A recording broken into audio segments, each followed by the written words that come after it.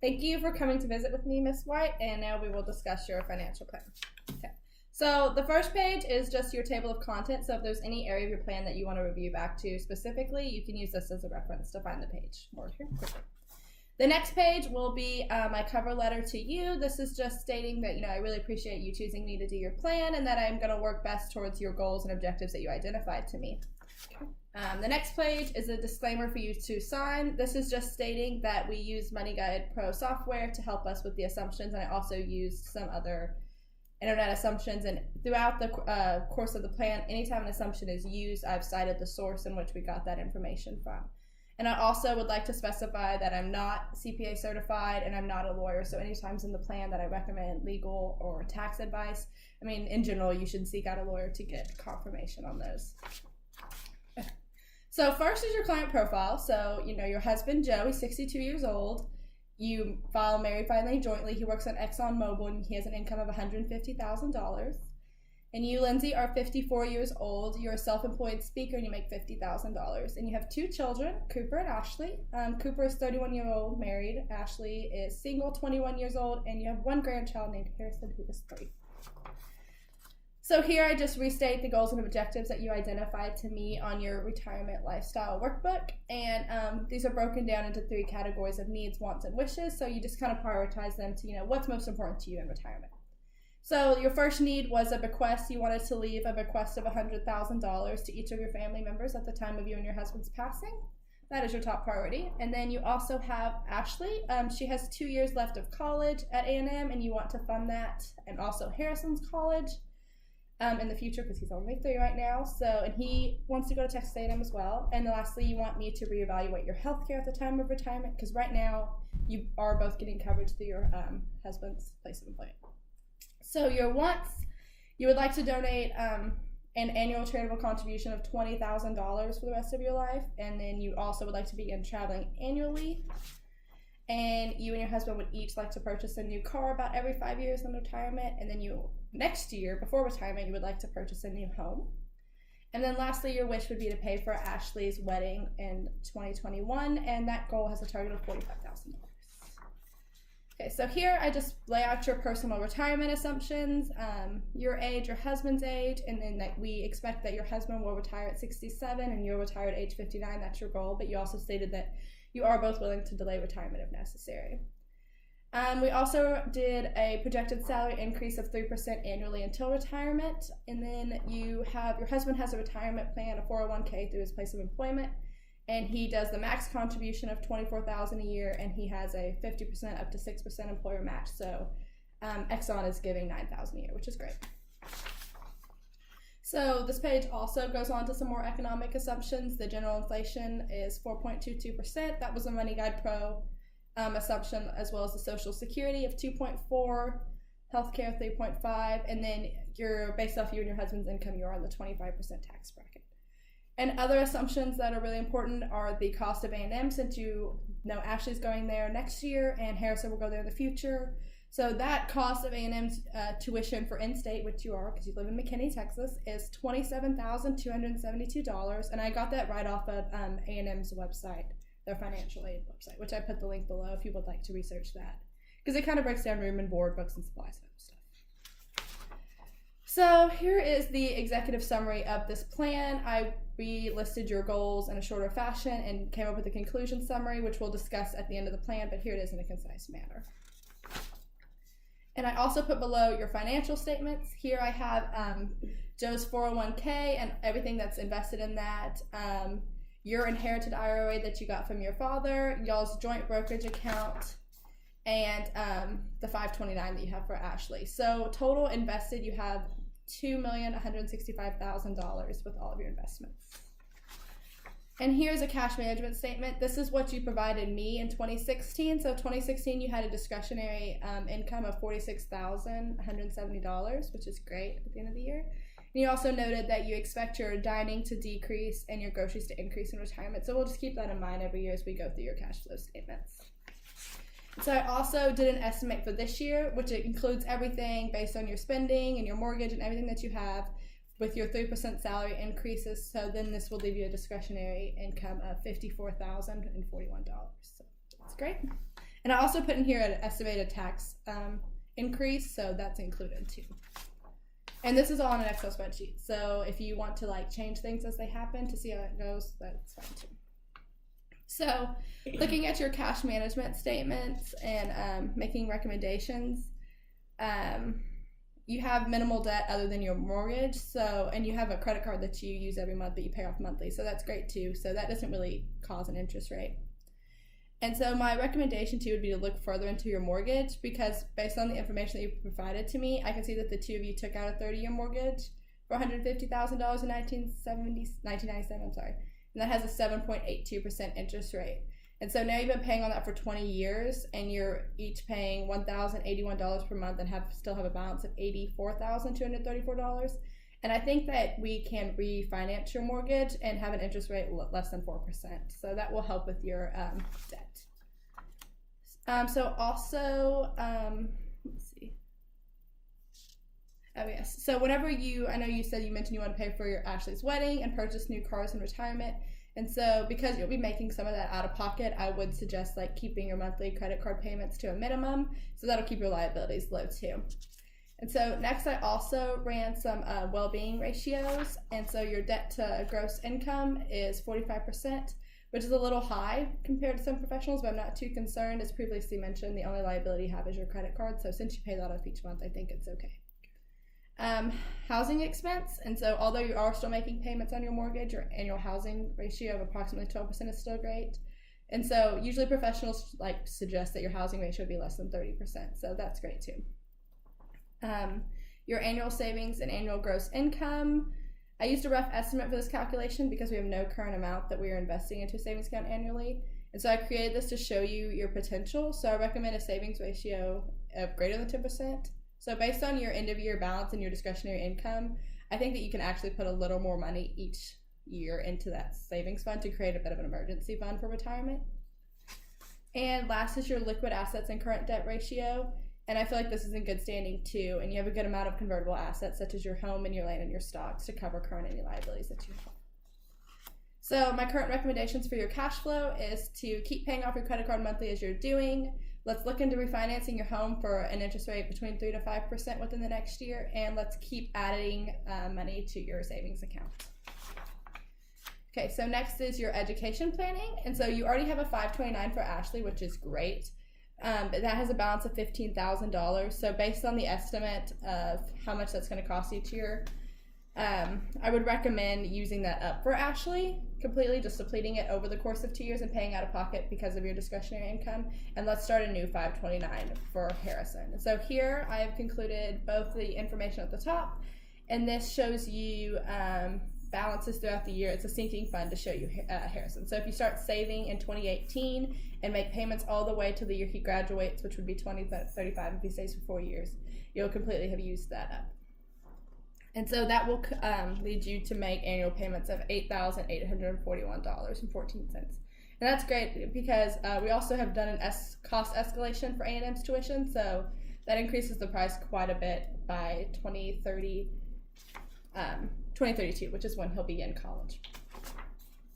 And so here I've also listed some other college savings account that you can look into if you would like to.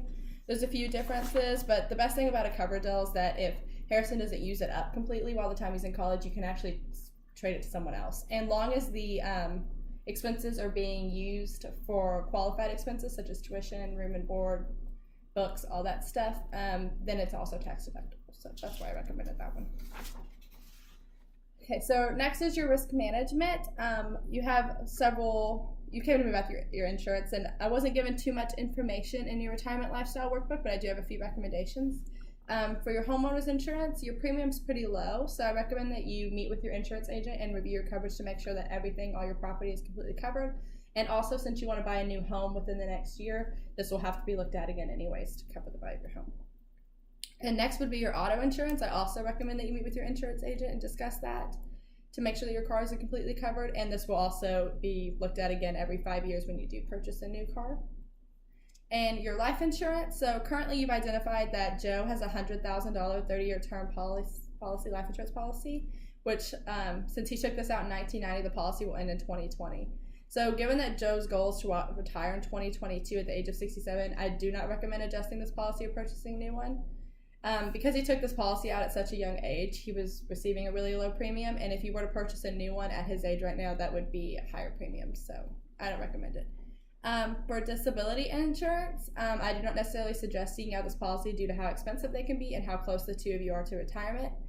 And then I would initially only recommend this policy for Joe if you really feel like you need one, because the amount of wages he earns. But because Joe is only approximately 5 years away from retirement, I think it would be more beneficial to put that money into a savings account and emergency fund. And so for long-term care, because you're both nearing retirement, I do recommend that you both look into long-term care policy. In fact, the two of you can purchase a joint long-term care policy that will allow coverage together as a joint policy. And there's usually a maximum amount of benefits that can be received, like $100,000, and that'll go for each of you individually, though. And so this usually has an annual premium of $2,500, and this benefit can be used to pay for any type of assisted living, nursing home, or even like home modifications, or if you need house care, housework, maintenance done. For liability insurance, Lindsay, since you are a business owner, I do recommend that you get a general umbrella liability policy to protect you and your business, and this is protection against lawsuits, slander, libel, anything, injuries that can happen. And also, you travel a lot, so that's, this premium can be as low as $400 a year, and it will provide over $1 million worth of coverage. And so lastly is your health insurance. And so I know that both you and your husband get your insurance through his job. So I would recommend that you will need insurance after you retire, but you can both get Medicare, which will be cheaper in general. And then you can actually get a part of Medicare, because there's Medicare Part A and Medicare Part B, but I do recommend the Medicare Advantage plan as well, because that has prescription drug coverage, and that will help with paying with Joe's insulin that he needs. And with this plan, you'll only most likely be required to pay a $10 or $20 copay per doctor visit, and then your premiums, because you are getting the Medicare Advantage plan, they can be covered through your Social Security, but you'll be paying less than $110. So that's not bad. And I linked the source to the Medicare website and an ARP website, so you can look more into that too. Okay, so next we'll talk about your investment policy. So as I mentioned before, you currently have $2,525,000 in assets. And so the time horizon for this is less than 5 years, and your risk profile right now is pretty moderate to conservative. Short-term liquidity needs, you really don't have any. And your tax is married, filing jointly, state of Texas. So let's go on to this. So here I've restated your current asset allocation, so you can see that. And then let's go here. So right now, this shows your current asset allocation broken down. So as you can see, you have mostly stocks in your investment accounts with 75%, and you're averaging about a 10.06 annual return, which is pretty good. But based on you and your husband both filled out a phonometric or risk score, and so you put that you were a little more conservative than your husband. So based on that, and based on how close you are to retirement, I think it would be best to look into this and see if this plan reflects your risk tolerance score. So your husband chose a risk score of 62 and you chose 25. So he's a little bit more aggressive risk taker and you're a little bit more conservative. So based on that, I think we should move more moderate to conservative. And so this efficient frontier horizon right here shows you the relationship between your risk and your portfolio currently.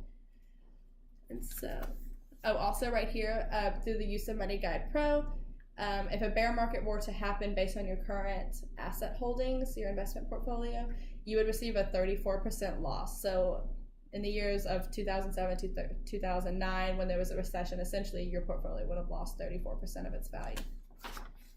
Okay, so through Money Guide Pro software, I've determined a risk score of 50. That's weighted a little bit more to the conservative side, just to give you a little bit more growth in your portfolio, but also stay pretty conservative due to how close you are to retirement. So by doing this, we would actually decrease your stock holdings and increase cash a little bit and increase bonds, because those are a little bit of a safer risk. So here's a new graphical representation of that. And now you have an estimated average return of 8.56% if you do restructure this. So there are several, looking at all of your investment accounts, Jay's with Joe. Joe's 401k is definitely heavily concentrated with stocks, but there are several benefits to leaving this. First of all, these stocks have the potential to provide a higher return than a bond, and because Joe is currently receiving employer matching on his contributions, I think it'd be beneficial to leave those as they are. And so you have an IRA that you inherited from your father, which I know you're a little sensitive to talk about, but he has quite a bit of that holding in ExxonMobil stock. So considering that over half of the value of this account is in ExxonMobil and your husband's account is pretty heavily put into ExxonMobil, that seems like quite a bit of your well-being put into one company. So I do recommend that we restructure this. So my new recommendation would be to decrease your ExxonMobil stock to $150,000, so that way we still have some stock in it, but not half of your account. And then I do recommend that we put $450,000 into a lower risk bond, such as the PIMCO Mortgage Opportunity Fund Class A, or a First Trust Managed Municipal Bond. So that will help us to restructure it and get your portfolio back down to the range where it is 42% bonds and 54% stock. And so your retirement recommendations. So now we've come to the part of the plan that will reevaluate all your retirement goals that you submitted to me. And so when I put all this information into Money Guide Pro, it kind of runs 1,000 trials to tell me the probability of success. And so you want this to be between 75 and 90%, and that's because you really don't want to have so much money left over at the end of your retirement. You kind of want to be in a good range. So based on the Money Guide Pro software and what you have done up to this point before any of my recommendations, you're actually in a really good place and you have a 90% success. So looks like you're going to be able to meet all of your goals, which is great. So Social Security analysis. So this is kind of showing the target assumption and what the Money Guide Pro software saw was right. So this shows that you should both file at age 67, and that we expect that Joe's benefit to be $37,181 annually, and that your benefit will be $19,638 annually. So that's great. So I know that you'll be retiring at age 59, but I still recommend that you wait till the correct retirement age to take out your Social Security, so 67. And then this breaks down all of your goals that you had. And so, you wanted to leave a bequest to each of your family members. So your 2 children, Harrison, so that's $300,000. That will be feasible. You can pay for Ashley's college, Harrison's college, Medicare. It looks like it'll be $8,334 for the both of you.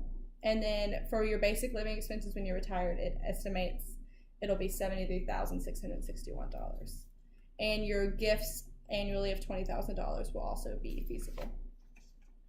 And so your ones that included travel, you actually will have a little bit of discretionary income. So the software expects that you could actually increase your annual travel cost by $1,500. And they also expect that you can increase the cost of your cars every 5 years to $3,750. And then the wedding that you wanted to plan for $45,000, you could increase that even. And lastly, your new home could be increased as well. So it's definitely feasible to meet all of your goals that you wanted. And so if you want to increase more on your goals and spend more money in retirement, that's great. Or you can continue to put this money away into rainy day funds or emergency funds as well. So for tax planning, for your investments, the recommendation to rebalance your IRA will lead to the option to, this means that when you withdraw from your inherited traditional IRA, you'll be subject to taxes at the marginal income tax rate, but any rebalancing you do will be tax deferred. So, okay, so here I've laid out your estimated 2017 tax rate. And so your status, again, is married filing jointly, and with your income and exemptions, it seems like your taxable income will be $151,188. And this will lead you into the 25% tax bracket as well. So lastly, for estate planning, I've provided a list of documents that you need to check out. I do suggest that you relook at your will because you and your husband have a simple I love you will. So I think you should seek out an attorney and get that more detailed and in writing. And then the software reflection, this page just breaks down everything that we decided with the assumptions and general recommendations. And then lastly, I provided a calendar to show you the timeline of how we're going to make these adjustments. And it leads left to right. And so I also suggest that within a year you come and meet back with me again to discuss this. And that's it. Thank you.